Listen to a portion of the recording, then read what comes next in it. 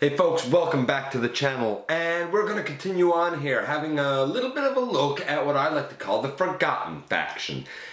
That being a third option to the Autobots and the Decepticons. I'm talking about the Predacons, and I'm not talking about the Beast Wars incarnation. I'm not even talking about the original Robots in Disguise car robots incarnation that was, you know, either linked to or descendants from the already established Decepticons. No, I'm talking about a third completely independent option, that being the Predacons as depicted in Transformers Prime.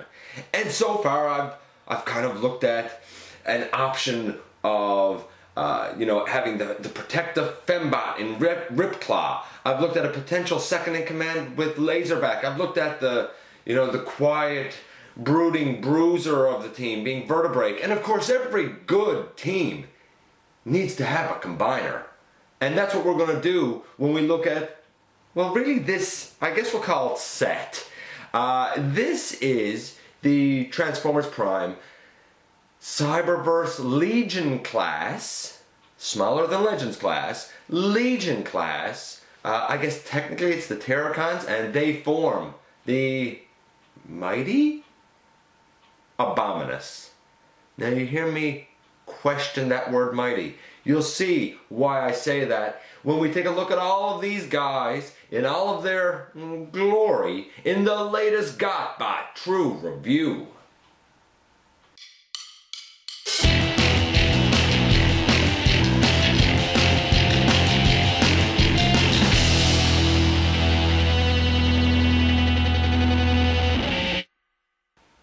Hey folks, welcome back to the channel. I'm your host, Dennis Moulton, aka GotBot.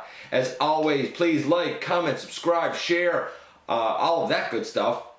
Check out the Everything Factor Machinery of Man. Check out the channel and see what might interest you, and, you know, by all means, let me know what you think. And we're going to look at these guys today. This is the entire set. Now, I suppose I could have done them one at a time. This is not the you know, kind of translucent exclusive set. All of these were picked up sort of individually. They were picked up at the same time, but they were all, of course, individual releases. And in the instructions, there's nothing that documents that these guys can combine, but they certainly can. We're going to look at them really quickly one at a time, and of course, this is a bit of a, I guess, you know, in an era where we've had a lot of updates to classic combiners through the entire, you know, Combiner Wars line. This little group kind of predates them all. Predates them all because he was sort of the first update, so to speak. Abominus, you know, existed, you know, in that traditional fiction, that original fiction, and now he's sort of been revisioned, you know, for this group. I think it was cool that they decided to do that. I don't know if using figures this small was a great idea, but I honestly think that he came out at a time when they were sort of seeing Combiner Wars on the horizon and testing out different schemes and plans possible for combination. Of course, we saw things like, you know, that awful Centuritron. That thing was terrible.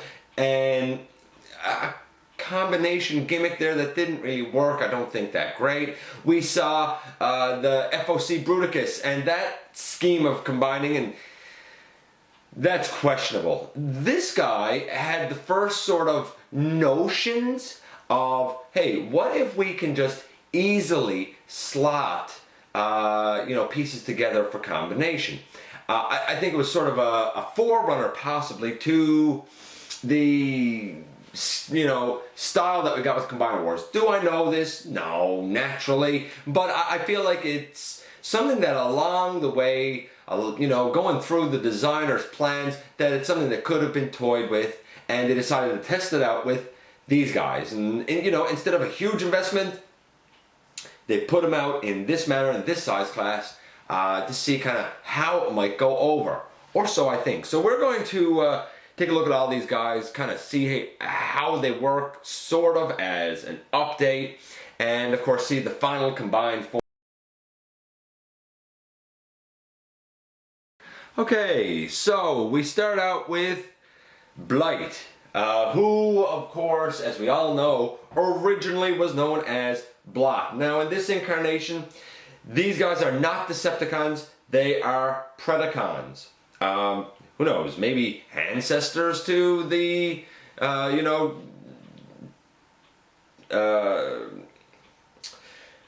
Terrorcons that we all know and love. Anyway, this would be the equivalent of Blight. If we're looking at it as, independent, hey, his color scheme is a 10. If we're looking at it as an update, it's actually not bad. Not bad. It's probably about an 8. A couple of hues might be off. I feel like the arms should have more purple. Nothing major. However, posability, playability, the arms can go all the way around. The wrist can fold in a little bit. Nothing at the head, nothing at the waist. The legs can go way out and way back. No knee. This guy happens to have a little bit of a swivel, but that's really because of the arm in beast mode, to be honest with you. And he does have a toe tilt. So all in all, his articulation is, it's limited in ways that you would like him to be able to move. Like, it'd be nice for him to have elbows, it'd be nice for him to have knees. But again, considering the size that we're looking at here, and these guys are really small, like I said, they're smaller than a Legends class figure. I think it's kind of acceptable. He comes with this hammer,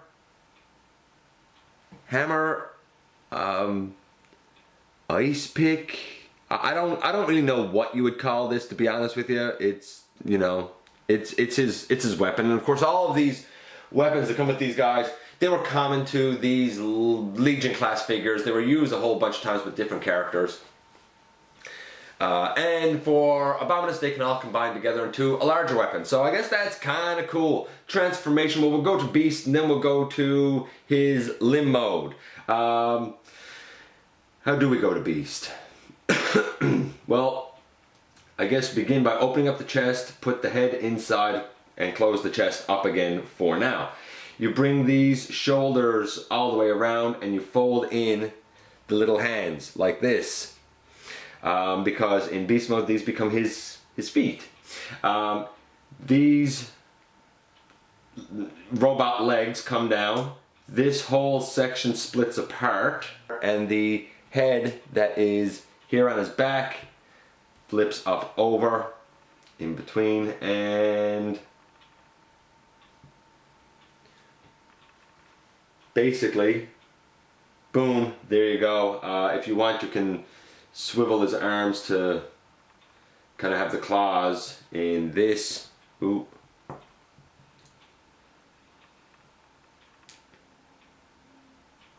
To kind of have the claws in that orientation.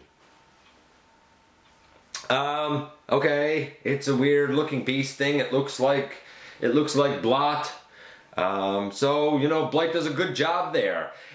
How do we put him into limb mode? Well, here's where things get a little bit interesting with this whole set.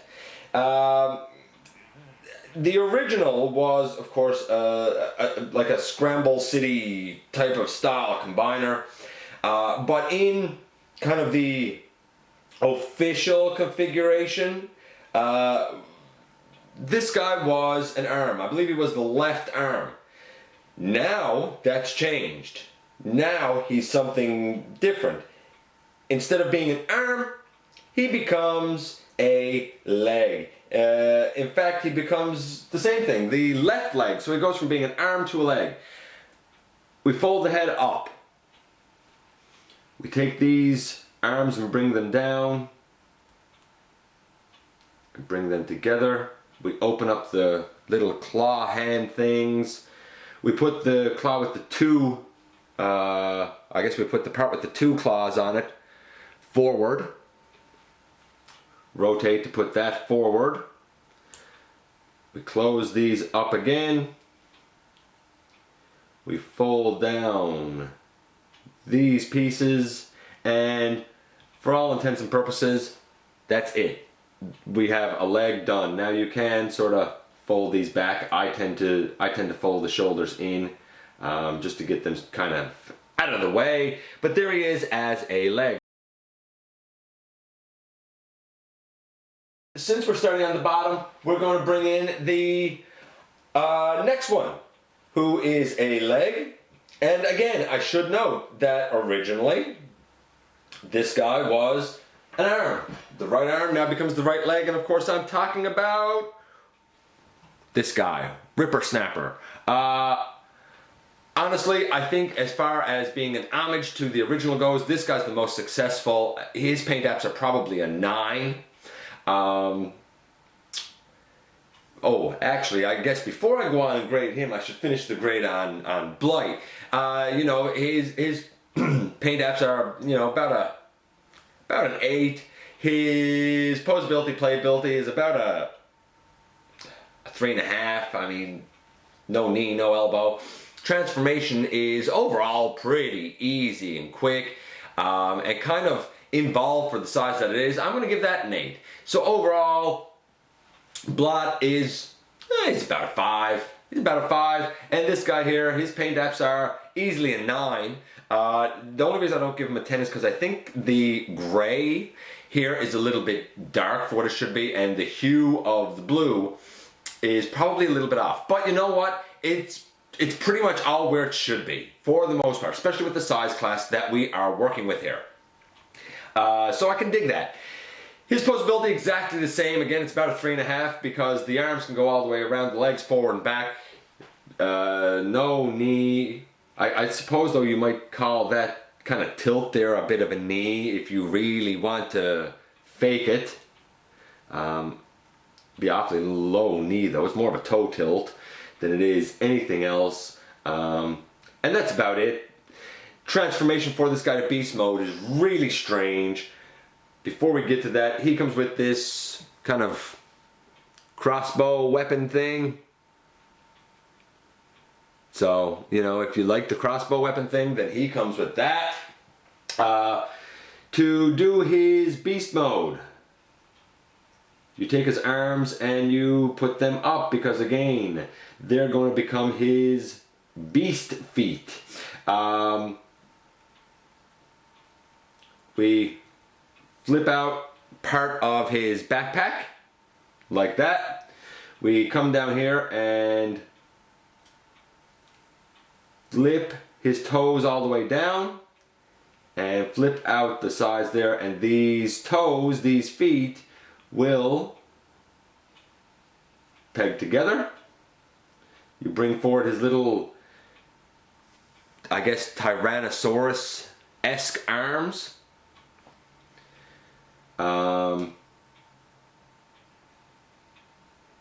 Now, you might notice, I'll try and show it here, there are a series of teeth up here, and they go into a series of notches back here. Or at least that's how it's supposed to go. Like that.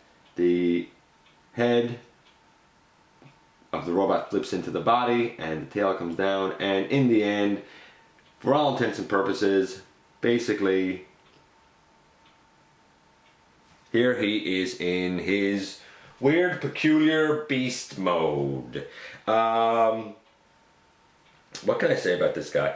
His beast mode is certainly different than what it was in G1. I can see the throwback to it, but it's certainly different. I don't like the big kind of gap there in the back. I think that's a real weakness of it, to be honest with you. But hey, what do I know? Still, the coloring is still pretty great, you know. So I can dig all of that. But you know, it is I guess what it is. The coloring is about right. I feel like the upper arms are a little more Tyrannosaurus Rex-ish than they really should be. But whatever. Transformation into his limb mode. This guy's going to be a leg this time. So we undo this back section, and we bring that up for now. We take these arms, we bring them down. We'll fold the head out there for now. The arms fold in like this, kind of toward the chest. And we come over here and we split the head there. Fold up that part of the head. Fold the toes back as if we're going to robot mode. Fold them all the way around as if we're going to robot mode. Bring out the little dinosaur-esque arms. And now that you got his legs back in robot mode, you snap the feet together again. Which sometimes is a little easier said than done, to be honest with you. And I think that's right. I think I got it. There you go. That's him as a leg. Now, a lot of people like to take this section here and they actually like to bring it down to fill in the shin a bit more. That's your call. Either one. I kind of do this because I don't like kind of the skinny looking leg, but I will say this, if you leave it up, it kind of holds the whole upper section here more secure. I feel like his transformation is a little more finicky. I'm going to give it a 6.5. It's peculiar as far as I'm concerned. He's not as strong as the other leg. Overall score for this guy, about a 4.5, I think. I don't think he is the strongest of this set by any stretch of the imagination. So, as you can probably guess, the two legs are going to become the arms. So we're going to bring in this guy first. It is Twinstrike, better known to most as Sinner Twin. The paint apps for this guy are about a 7. There's more green on the main body. That should be more yellow. The arms here are yellow. The arms, should be green. If we are going by, an update. As for the legs, the top should be yellow, the bottom should be green. Those are sort of reversed here, to be honest with you. You will notice down on the legs that I have these little yellow pieces left out. On mine, they are extremely tight. I fear that if I pushed them in, I would never ever get them out. So I leave them out. I think that's a shame. It's a really poor tolerance issue that, as far as I'm concerned, hurts this guy. Maybe yours don't have it. Maybe its mileage varies. He again comes with the ice picky hammer thing, so we can lay that aside. Exact same articulation, to 3.5 with the arms going all the way, all the way around. Legs forward and back, no knee, no elbow. He looks okay, but his colors are kind of reversed. So, a 3.5 articulation, a 6.5, maybe a 7 for paint. His transformation, I'm only giving that thing, because these can't have such poor tolerances, I'm really only going to be able to give his transformation about a 4. I'm not impressed with it. I don't really like it. But we'll go through the transformation anyway. His two arms to go to beast mode come up over, and there are basically joints here that come up over his head. The chest opens up and the chest opens up and the head is supposed to flip in, but if you open up the chest to flip in the head, these front legs are pretty much going to come out on you. So it's up to you if you want to have those front legs come out. You take the tail and you start to bring it back. See if I can get that head poked in.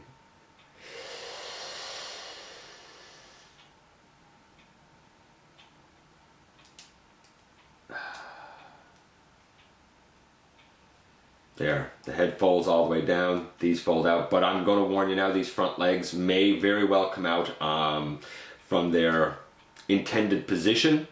As for the back legs, you basically take this yellow piece and fold it up over. You fold down the foot, you fold down the foot, and fold this yellow piece up over the thigh now. And because the feet are on ball joints, you turn them around to have the claws facing forward. And this is basically him in beast mode. Like I said, I think it's the weakest update, to be honest with you. I'm not... I don't dig it. I don't like it. I think it's the weakest. It doesn't stand well. It just... I don't know. It doesn't stand well. When you open up the chest to put the head in, these front legs like to move. I guess I could bring them all the way forward like that. Here we go. There's a green hinge right here. You can push that forward and push the legs down more. It does give you better posability, I guess. Maybe that was just a part of transformation that I missed, but I still don't like it because these two front legs are on one assembly that I believe it's connected with the head, and once you open up the chest, really the whole thing is loose. It could just easily fall out. I think that that's something that it would be easy for a kid to lose. It's not fun. It's fiddly. To make him into an arm from here is actually pretty easy. You fold these legs on down the rest of the way like this. You take the feet and turn them around like this. You fold the tail back down and you fold the feet like that. And is that it? Is that it? I think that might be it. Just kind of double checking the instructions here. Because believe it or not, I still have the instructions for this guy. I think the feet are supposed to stay turned around with the claws thusly.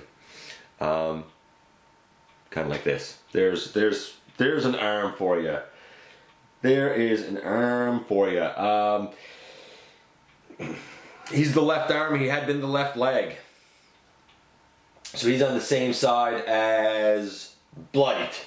By the way, I like Blight's name better than Black. But overall, I think that Twinstrike is a 3, maybe a 3. It's nothing to get excited about. And we have the 4th member of the team being Windrazor, who again was a leg and is now going to be an arm. I think Windrazor is probably the strongest of the entire set.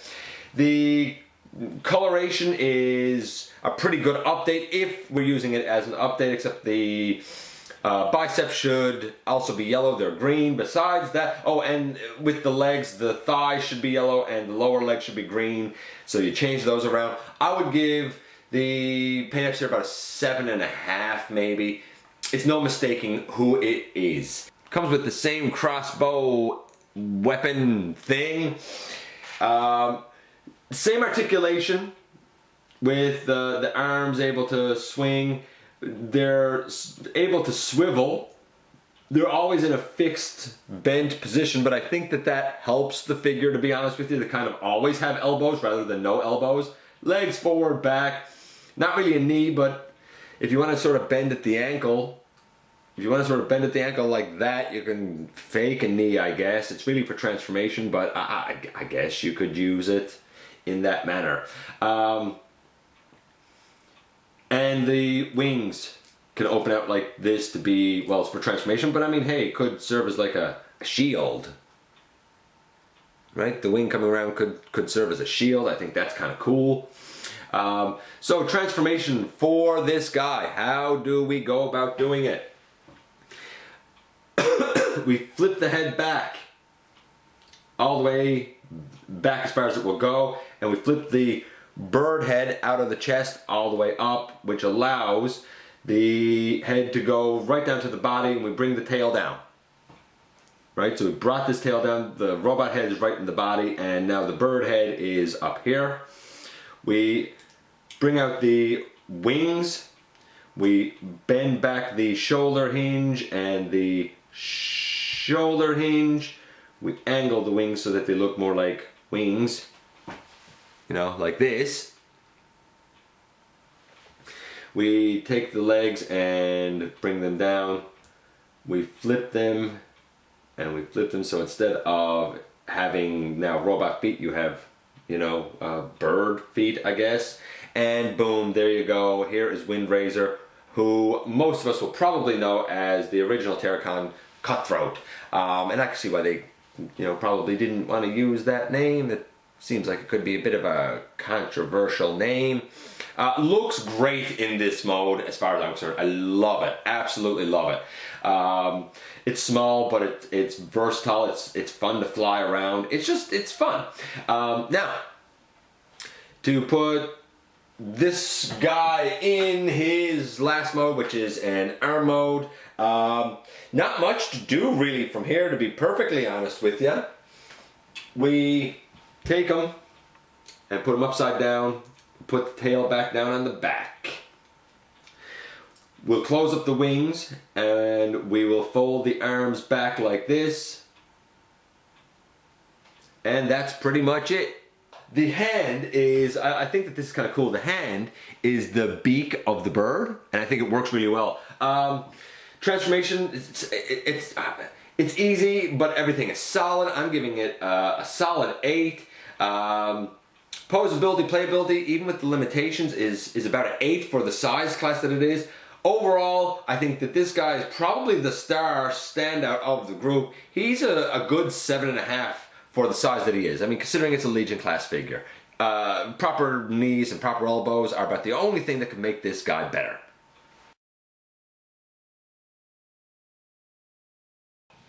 We come to the last one. By the way, he's listed, I do believe, as the leader of the group, even though I think we all know that the actual leader of the group, the 5th one, the torso, is this guy, and this is Hun-Gurrr. He is the only one who comes with a weapon different from the rest. It's kind of a, I guess it's a saw gun. I don't know, it's really weird, but I think it's such a cool looking weapon for slashing and blasting. Okay, as far as update to Hun-Gurrr goes, well, Hun-Gurrr was mostly grayish or maybe white and purple. This guy is mostly red. The upper legs should be black. The feet should be kind of that same whitish gray color that his legs are here, instead of being what they are.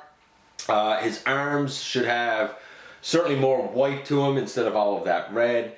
I've got to give the color update for this guy because there's a color not even used. Assuming, again, we're looking at it as an update, I'm going to give it 2. I don't think it's a great update, but it's an okay looking Hun-Gurrr. Like, you can see what they're going for. Posability, playability. He has kind of the same posability. Arms go all the way around, but he's sort of gorilla armed, so they're always stuck out from his body like that. Legs go forward and back, the toes tilt, no waist, nothing at the head. Again, the articulation is probably like a 3.5, to be honest with you. Transformation. Well, transformation is pretty easy for this guy. We'll put him in his beast mode first, and then we'll put him in his torso mode. So you bring the arms forward to the body, and you sort of round them up on this hinge, and there are claws up here, and you know, can basically bring the claws down. You take the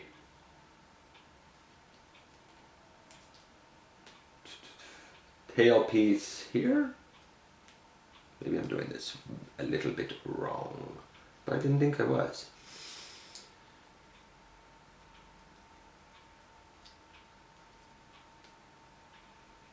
Yeah, you bring the tail piece up over and you take these little gray arms here and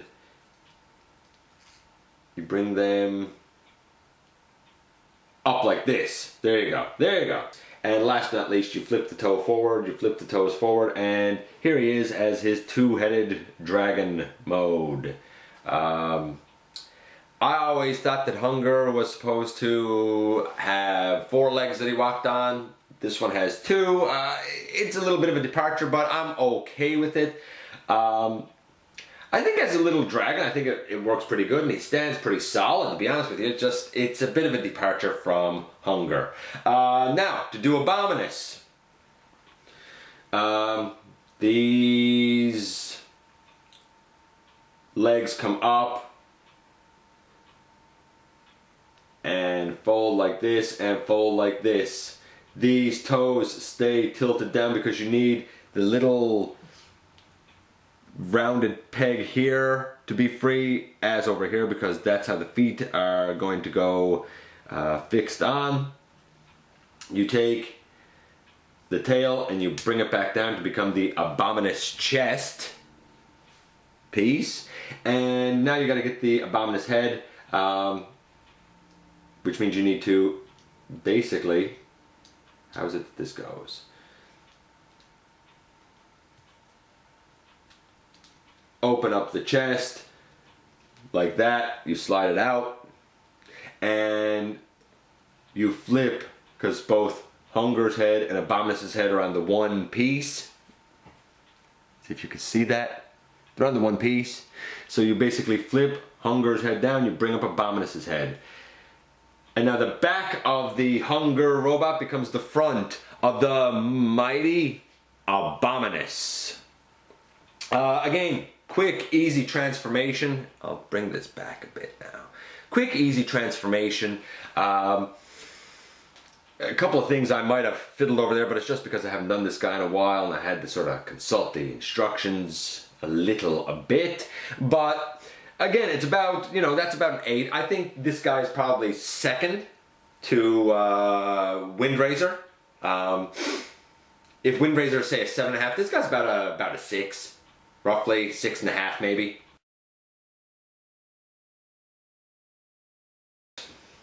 I'm going to bring in Blight here first. And when I bring him in, you should be able to see that we have a little space up right here. That little space is going to be used to house, see if I can show it, this little peg here. So you take this and you put it, you might need to open it up a little bit in order to fit the foot down there, because that's basically what happens. You bring that down, the foot in there, you put that in, you close it up, and now he has one leg. You do the exact same thing on the other side. You have that little, post, we'll call it, on the leg, and it needs to go into this little space up right here. So we take this one now, put the foot down again,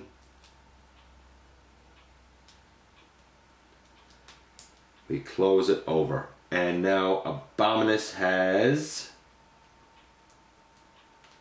if I can get him to stand up, has 2 legs. I will back this up a bit so we can see everything a little clearer. Now Abominus has 2 legs. Originally, these were his arms. Next, we need to put on his arms, speaking of which. And let's start with Twinstrike. Twinstrike, in all honesty, goes on the same side here as Blight, and on the legs, see if I can show this. On the legs there are 2 posts here and 2 posts here. That's what's going to attach them, because if you look at the arm section, there's two holes right here, kind of on the elbow of the Hun-Gurrr figure. They're on the front and the back. So you basically sandwich the legs of this guy around the arm. Put that in there and sandwich those in there.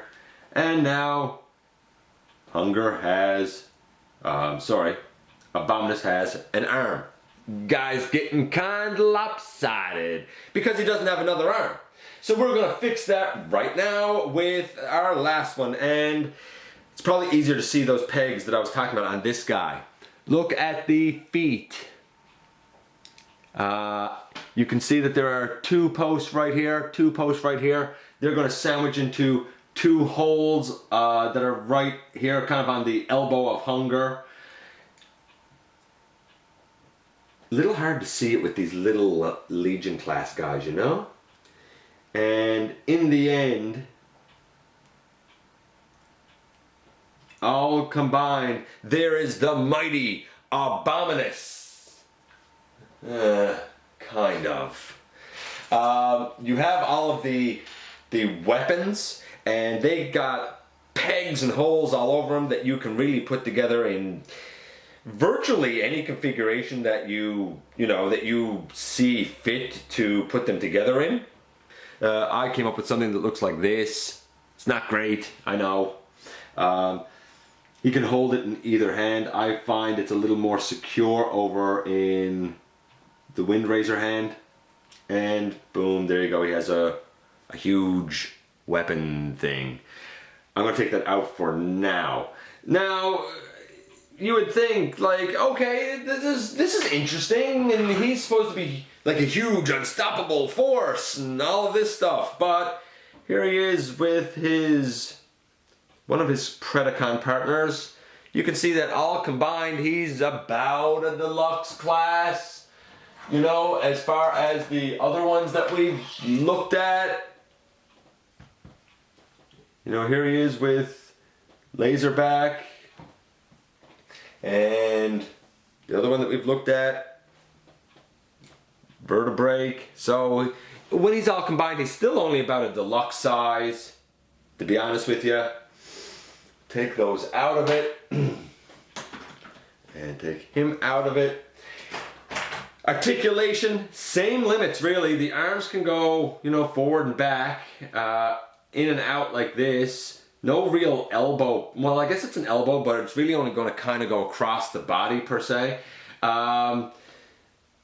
No real swivel. Same on this one. You know, the elbow can sort of go across the body. You're not getting much bend upward, a little bit, but not anything major. No waist. The legs go forward and back because of Hun-Gurr's thighs. No knee really. If you try to use a knee, you're really just going to have the legs fall off. It's, you know, it's not great. I would love to get a proper update for this guy. That being said, you know, for as much use as this is, here he is with his #1 nemesis, or what you can see of him anyway. That is my custom Computron. I discussed this guy in full in episodes 149, 150, and I think when I looked at the G1 Technobots, which was only a couple of reviews after that, I talked about how I took the feet apart on this guy to shave down the ratchets, which were a little thick, and now, you know, Lightsteed doesn't come apart. Neither does nose cone, and the ankles still click. But that's another story. Anyway, obviously, this guy at best kind of comes up, you know, Abominus at best kind of comes up to Computron's thigh. That just isn't right. On the whole, it's kind of cool to have these Legion class figures that can combine. I think it was an interesting way to do Legion class figures. Does that mean he's good? Nah, not particularly. Not particularly. Overall, even now in combined mode, he's okay-ish stable. The legs are a little less stable than I'd like him to be. I dig the style though. I think the style looks kind of cool, to be honest with you. It's just that it's not quite the Abominus that we all know, and well, we probably don't love him, but that we all know and fear, maybe. By the way, you can also, if you want, flip these down. You know, if that's more your taste, you can do that too.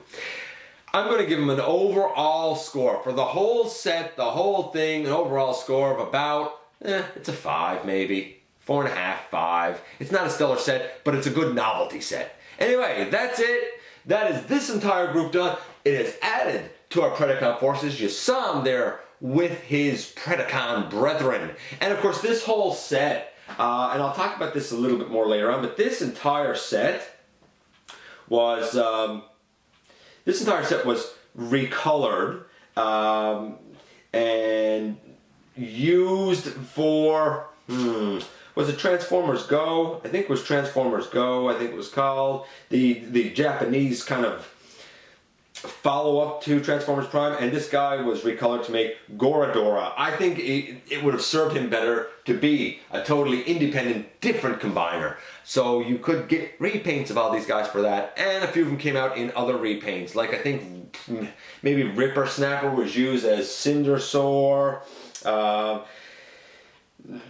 I believe that Windrazor was used for Dive Bomb, who actually left the Predacons and defected to the Autobots. There may have even been another couple that were used. Maybe Blot was used for Rotgut, I think. A whole bunch of repaints were done with these little molds. But this was kind of where it started. This is apparently Abominus. Anyway, that's it. Thanks for dropping by, giving me some of your time. What can I say? It's always great when you visit, and I look forward to the next time that we have a visit right here inside the videos.